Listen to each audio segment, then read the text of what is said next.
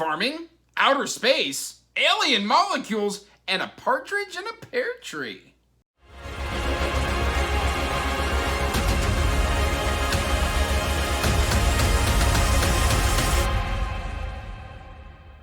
Hey everyone, welcome back to Andrew's Wizardly Reads, and as always guys, I'm Andrew. Today I've got another book review for you, but before we get to that book review, make sure you're liking and subscribing and hitting that bell notification so you can get regular updates when I put out new content. Plus every Monday, Wednesday, Thursday, and Friday.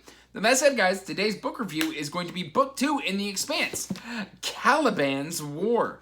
And guys, I'm going to give you my rating right up front. This was a 4.25 out of 5. A huge improvement over Leviathan Wakes. But before we get into the review, of course, this is book 2. I am going to have to talk about the end of Leviathan Wakes. So if you haven't read Leviathan Wakes, you don't want to have that spoiled. Unfortunately, I'm going to have to ask you to please see yourself out. I'm just kidding. You can do whatever you want. But there is a content warning here. But that said, guys, let's get right on into this. Basically, this takes place 1 year after the events of Leviathan Wakes, with the death of Miller and the crashing of the space station asteroid thing into Venus, and basically the proto-molecule just doing whatever it wants on Venus. Nobody really knows what's going on over there. Basically, it's out of sight, out of mind. They're not going to panic until they've got a reason to panic. But Holden and the crew of the Rocinante have started working for Fred Johnson, who is the de facto leader of the OPA, who is trying to get liberation for the belt. And so basically Holden has turned into this policeman for Fred Johnson, and it's starting to kind of grind away a little bit as his character, and he starts to see more and more of Miller in himself, and that's not necessarily a good thing. He doesn't like that, because basically who Holden is Holden's basically a reactionary character. He doesn't think anything through, and basically as soon as you do something wrong in front of Holden, he's gonna go tattle on you to the entire galaxy, no matter what happens. Because basically he thinks that as long as everybody knows the truth, no one's got any reason to get mad. It doesn't matter that a few 100 million people get killed sorting out the truth. As long as you knew the truth, well, then that really you have only yourself to blame. So Holden's kind of dumb, and frankly what I love about this book is everybody in this book tells Holden he is dumb. And that's fantastic. It's great. But basically the whole premise of this book is Ganymede. Ganymede is used as a farm to feed the known galaxy. Basically it's been they run a bunch of experimental farming whatever have you on Ganymede to try and produce more food, a higher yield to kind of feed everybody. And then something happens. There's an attack, and all of a sudden, because of miscommunication, they go to war. They start shooting because of the tense kind of ceasefire that they had during Leviathan Wakes, because, frankly, it was Protogen who was doing everything. They were the master puppeteer. And now that Protogen's gone, Mars and the Earth Alliance don't really trust each other yet. And that peace is broken, and they start shooting at each other. And basically, Ganymede gets wrecked. But in getting wrecked, a little girl by the name of May goes missing. And her father, Prax, who is one of the new POVs replacing Miller, since Miller died at the end of Leviathan Wakes, kind of reaches out to Holden for help, because nobody else will help him find his baby girl. And all of this kind of just winds together to figure out what caused this attack on Ganymede, and how does this little girl play into it. And also we just get a lot of callbacks to Leviathan Wakes in here, little Easter eggs and stuff like that. It's fantastic.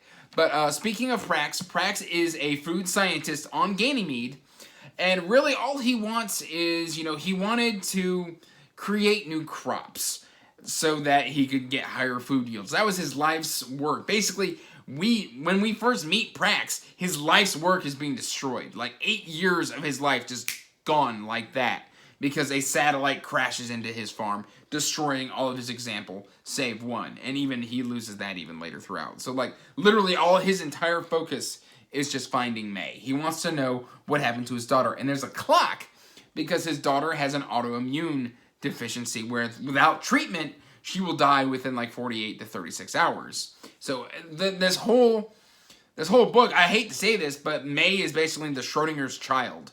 We don't know if she's alive or dead. And, like, we see Prax have to deal with this. And so it's very, very, very interesting. Another POV that we are introduced to on Ganymede is Bobby. Bobby is a Marine, a Martian Marine, who was stationed on Ganymede and is involved in the initial conflict. Basically, she is the one who kind of gets everybody to stop firing and go, hey, there's a bigger issue here. You guys basically are all acting on bad information. I know what's going on. Trust me.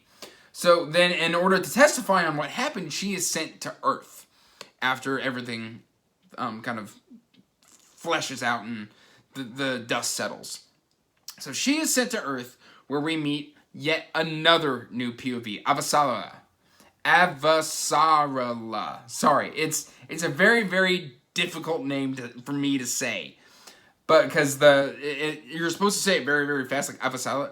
Yeah, I can't do it, guys. I can't do it. But basically, she is a politician. She is a very, very, very high up politician in the Earth Alliance, and we really get to see her kind of stretch her political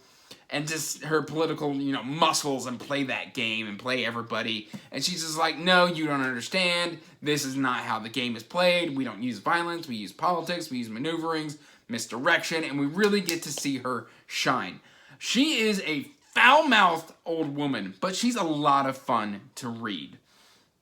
So we've got all of these new characters. We've got just tons of events happening in this book. What is a little different here in Caliban's War is that, we deal with Miller going mad and the whole investigation and everything like that in Leviathan Wakes. This is more of a galactic mystery instead of an investigation. So there's a little shift here, and it goes a little broader in scope, but not too broad. Like, it's very, very manageable. And you never really get lost in what's going on here. Like, it all makes a lot of sense, and I really, really enjoyed that. Another thing that I really enjoyed about Caliban's War is a lot of the complaints that I had with Leviathan Wakes, with, like, the cultural stuff feeling a little clunky, is either omitted or addressed here. Like, it's no longer called bourbon. It's now, like, Martian Scotch and stuff like that. Like, these things are addressed, and it feels more 23rd century, and it feels like a more sci-fi story. Another great thing that I love that is starting to be addressed is the dialogue is getting better. One of my major complaints in Leviathan Wakes was literally you could read a page where it was like, Miller said, Holden said. Miller said, Holden said. Miller said, Holden said. And that's actually gotten a lot better now. But it still needs a little bit of work. It's no longer just said. The main dialogue delivery word is still this person said. However, it isn't just this person said, then this person said. It's this person said. Then while they said this, they were doing something else. Oh, after they've done this thing, this person responds and they said. And it feels a lot more natural. It feels like you're not just reading this boring conversation of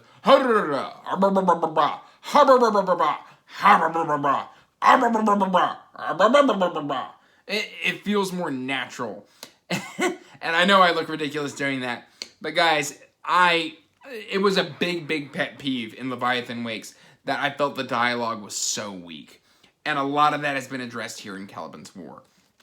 Again, this has got great pacing, rotating POVs. It's a decent length. I mean, you're not gonna get bogged down in this for weeks at a time. I read this in, I think, 2 days. It's about 563 pages. It's a lot of fun.